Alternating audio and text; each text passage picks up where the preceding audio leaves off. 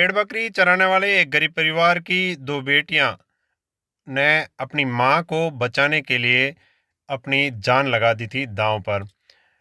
बहुत ही दर्दनाक घटना ये जरूर है, लेकिन ये घटना भी कहीं न कहीं मातृत्व और मां के प्रति जो प्रेम था उसको भी दुनिया के अंदर एक संदेश के रूप में देती है। ये घटना कल की है और आज यहाँ पर पूरे परिवार में शोक छाया हुआ है, क्योंकि दो बेटियां और एक माँ की, तीनों की अर्थी एक साथ इस घर से उठी है। माँ की ममता क्या होती है वो इन धोरों के अंदर रहने वाली दो बेटियों से कोई सीखे। माँ के ऊपर जब आफत आई तो बच्चियां अपनी जान की परवाह किए बगैर माँ की जान बचाने के लिए माँ के पीछे पीछे पानी के अंदर उतर गई और वो भी उसी काल का निवाला बन गई और लौट के तीनों वापस घर नहीं आई। पूरा परिवार यहाँ पर शोक में डूबा हुआ है। पिता बेसुध हैं, उनको कुछ भी पता नहीं है, क्योंकि उनकी दिमागी हालत ज़्यादा ख़राब होने की वजह से डॉक्टरों ने इनको दवाई गोली देके और कुछ समय के लिए परिवार इस घटना से उबरने के लायक हो तब ही ये सारी सूचना पिता को पता लगे, इस प्रकार का प्रयास किया जा रहा है। लेकिन इस शोक संपन्न परिवार में बहुत सारे लोग ढांढस बंधाने के लिए आए हैं। उनसे हम जानने का प्रयास करेंगे कि आखिर ये घटना क्या हुई और क्यों ये घटना जो है घटित हुई, क्या वजह रही, सारा जानने का प्रयास करते हैं। पूरी घटना क्या हुई, यहाँ पर जो वाक्य क्या हुआ? ये मेघाराम भीड़ जाति का एक कृषक है जो एक नलकूप पर कृषि कार्य करता था। उसकी पत्नी कल दोपहर को पानी में हौद से पानी निकालने के लिए गई तो उसका पैर स्लिप हो गया और हौद के अंदर गिर गई। उसको बचाने के लिए उनकी दोनों पुत्रियां पीछे पीछे आई और वो भी हौद के अंदर गिर के तीनों की घटनास्थल पर ही मृत्यु हो गई। और उसके बाद ग्रामीणों ने इन तीनों को निकाल के लोहावट हॉस्पिटल लेके गए और वहाँ पोस्टमार्टम करके वापस आज उनका दाह संस्कार हो रहा है। बहुत ही गरीब परिवार है, भूमिहीन परिवार है, केवल कृषि पर ही इनका जीवन यापन चल रहा था। और जो पंचायत स्तर पर जो भी हमारे से हो पाएगा वो हम करने की भरसक कोशिश करेंगे और इस गरीब परिवार का पूरा सहयोग करने की पूरी कोशिश करेंगे। हमारे क्षेत्रीय विधायक MLA साहब कृष्णाराम जी से भी बात हुई, उन्होंने भी पूरा सहयोग देने का आश्वासन दिया है। साथ ही साथ SDM साहब और दूसरे अधिकारियों ने भी इसके आर्थिक सहायता के लिए पूरा सहयोग करने की हमें बताया है।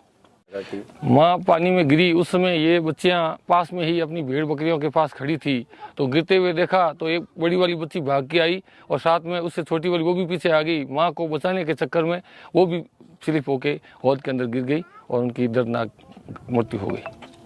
नजदीक और कोई निवास नहीं था? कोई निवास नहीं था। ये एकांत में ही नलकूप है और पहाड़ों के बीच में है, तो आसपास ढाणियाँ भी नहीं है।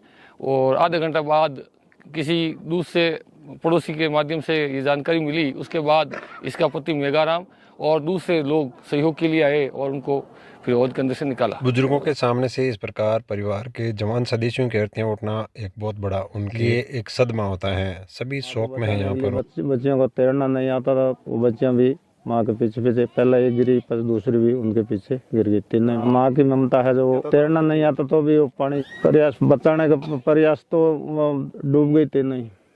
और पागती दूसरा कोई बचाने वाला था नहीं वहाँ। परिवार में कोई इनकम नहीं है इनके।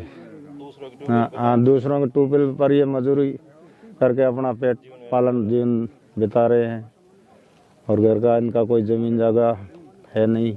बाप काटे तो कोई वो बेहोश हो सोरे ना ठाक उनके मार मां काटे वो कटे वो बेचती से मैं कह रहा थोड़ा फिर ए दुख में दुख जोया करे मोय पड़ी तो मोय रे बाकर करना रहता है पानी है इतो अलाई तो है कि उनमें पड़ियो पति कोई पाए घर घटा नेड़ो को। दोस्तों ये घटना बहुत दर्दनाक है अपने आप में, लेकिन हम जो हौद कहाँ पर है वो पूरी लोकेशन जो है जाके देखते हैं कि ये घटना है क्या ये सच में ही ऐसा हौद जो है एकदम वीरान जगह में है या कोई और वजह रही है। सारी घटना हम धरातल पे जाके प्रयास करते हैं जानने का। राम राम साहब। राम राम साहब। वो हौदो अटो कितो दूर है? अटो ये ट्यूबवेल कर से ट्यूबवेल में रहता नहीं, ये आधो किलोमीटर दूर है। अच्छा, आधो किलोमीटर। अटो अब तो मैं जाऊन वास्ते होदे में जाऊन वास्ते कितो टाइम लागे? टाइम लागत यार मैं पैदल जाऊं तो 10-15 मिनट लागे।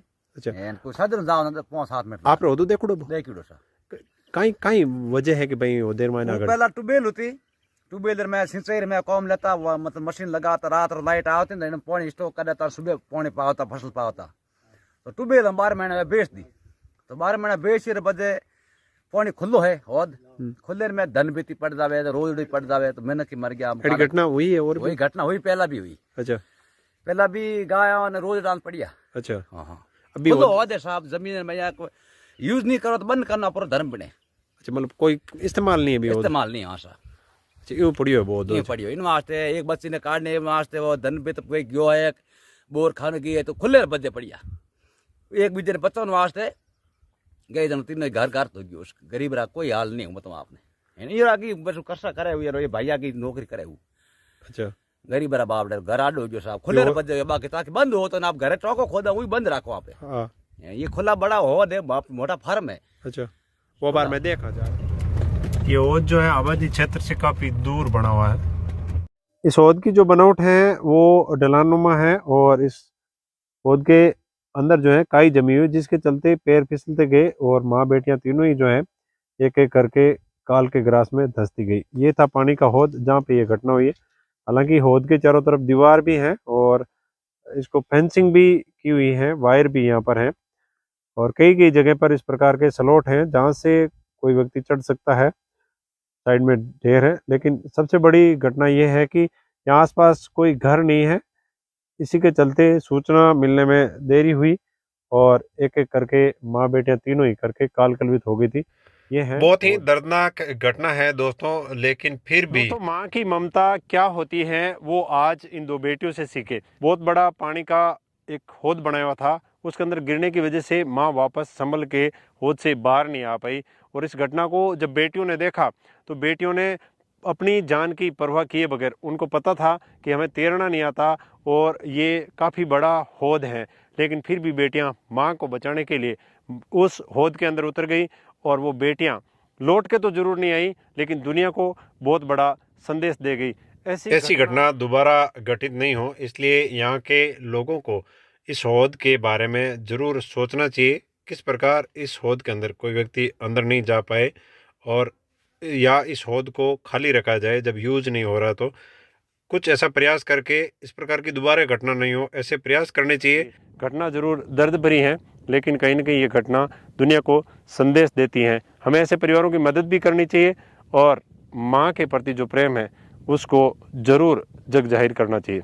मैं आपका फौजी भाई फिर हाजिर हूँ किसी वीडियो के साथ, तब तक के लिए जय हिंद जय भारत।